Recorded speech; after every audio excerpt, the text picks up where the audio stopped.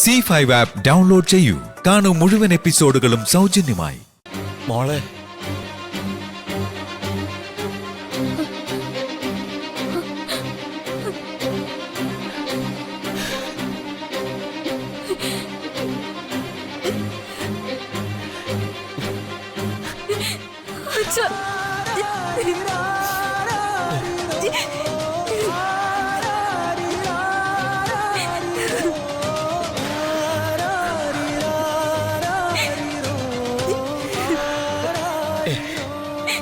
എന്തിനാ എന്നെ വിട്ടിട്ട് പോയത്? എന്താ ഇതുവരെ എന്നെ കാണാൻ വരാത്തത്? പലപ്പോഴും ആഗ്രഹിച്ചിരുന്ന മോളെ ഒന്ന് ഒരു നോക്ക് കാണണമെന്ന്. അച്ഛനായിട്ട് നഷ്ടപ്പെടുത്തി ഇതെല്ലാം തിരികെ പിടിച്ചിട്ട് മോളെ കാണാമെന്ന് കരുതി. അമ്മ എവിടെ? അമ്മ കടയില്ല മോളെ. ഈ ഹോസ്പിറ്റലിൽ അച്ഛൻ ചായ കൊടുക്കാൻ വന്നതാ. അല്ല, മോളെന്തിനാ വന്നത്? രവി സാർ എവിടെ? ഒറ്റയ്ക്കാണോ വന്നത്? ജെയ്സൺ ജേക്കബ് എന്ന ഡോക്ടറിനെ കാണാൻ വന്നതാ. സാറ് ഡോക്ടറോട് സംസാരിക്കാൻ പോയിരിക്കുക. ജെയ്സൺ ഡോക്ടറോ? ഭ്രാന്തുള്ളവരെ ചികിത്സിക്കുന്ന ഡോക്ടറാണല്ലോ അദ്ദേഹം.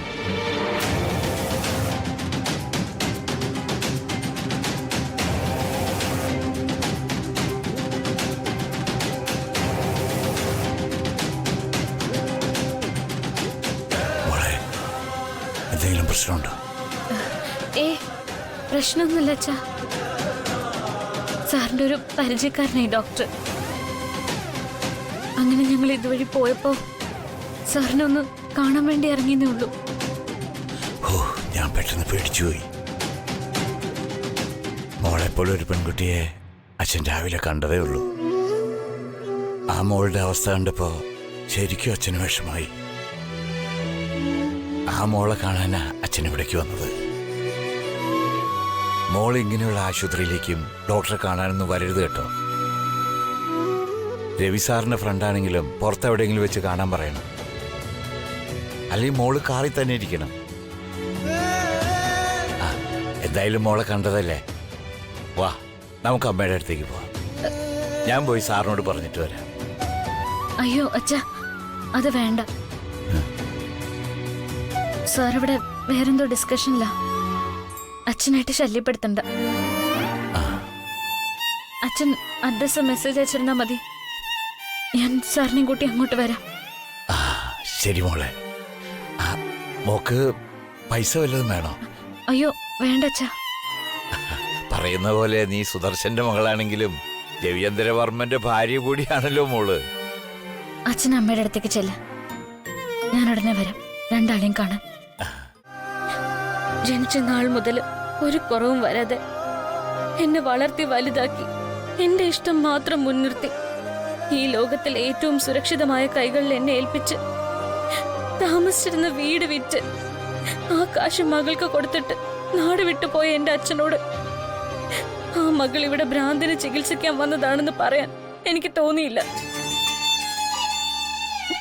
ഒരു ശാപം പിടിച്ച ജന്മോ സാർ എന്റേത്.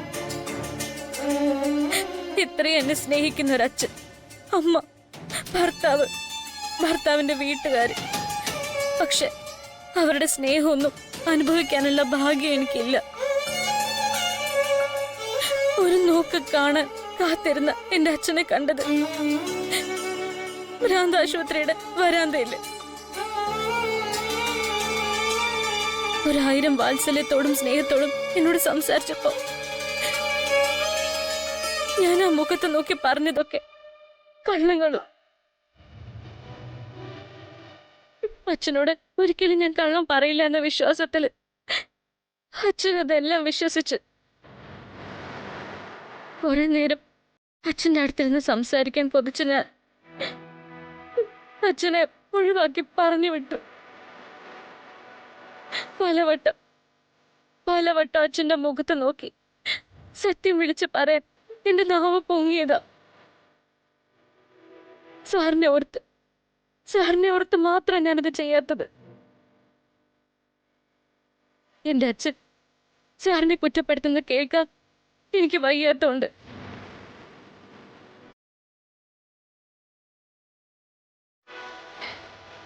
ഇനി ഇവിടെ നിന്ന് കരഞ്ഞും പറഞ്ഞു ആരെ അറിയിക്കേണ്ട. അച്ഛന് തിരികെ വരാൻ തോന്നിയ ഇനി ചിലപ്പോൾ എനിക്ക് പിടിച്ചു നിൽക്കാൻ പറ്റിയെന്ന് വരില്ല. ഞാൻ പോയി ഡോക്ടറിനെ കണ്ടിട്ട് വരാം. സുലക്ഷ്മി, ഇത്രയൊക്കെ നീ പറഞ്ഞിട്ടും എനിക്ക് മറുപടി ഒന്നും ഉണ്ടായിരുന്നില്ല. കാരണം താൻ പറഞ്ഞതൊക്കെ ശരിയാണ്. നമ്മുടെ ഇടയിലേക്ക് ഒരു ഡോക്ടറും വരണ്ട, ഒരു കൗൺസിലിങ്ങും വേണ്ട. താനിപ്പോ എന്നെ സ്നേഹിച്ച പോലെ തന്നെ സ്നേഹിച്ചു. ഒരു പരാതിയും പറയാതെ, ഒരു പരിഭവം ഇല്ലാതെ ഞാനുണ്ട് തൻ്റെ കൂടെ. നമ്മൾ പണ്ട് പറയാറില്ല, വിശ്വാസം എന്ന 3 അക്ഷരം. അതിൽ വിശ്വാസമുള്ളിടത്തോളം കാലം തന്നെ എനിക്ക് വിശ്വാസം. എന്നും എൻ്റേത് മാത്രമായിരിക്കണം താൻ. വേറെ ആർക്കും അതിനിടയിൽ സ്ഥാനമില്ല. എന്തു വന്നാലും ഞാനുണ്ട്.